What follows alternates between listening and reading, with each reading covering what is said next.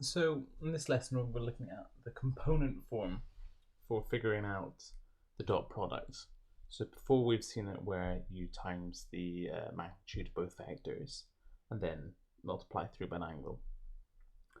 But there's another way of working it out. You can also work it out by just multiplying the individual components of each vector by the component in the other vector.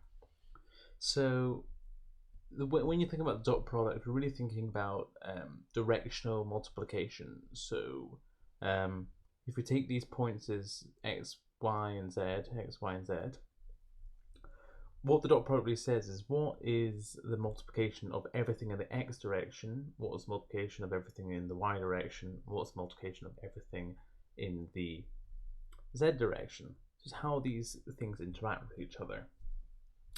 So you can think about north, south, east, west, or if you're thinking in 2D or 3D, you can think in the planes.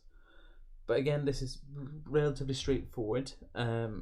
So I'm just going to do a quick example, but it's more the concept behind it. Again, I'd really recommend watching the video from Better Explained because they go through this in really good detail with examples, and I think it will give a really good understanding of what's going on here.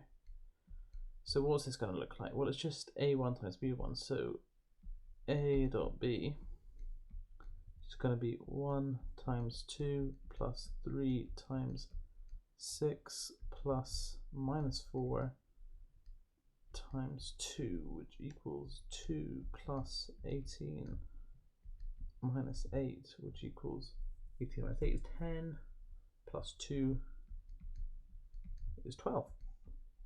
Is 12. So again, pretty straightforward, but that's what's going on here. You're multiplying x with x, y with y, z with z, etc. Okay.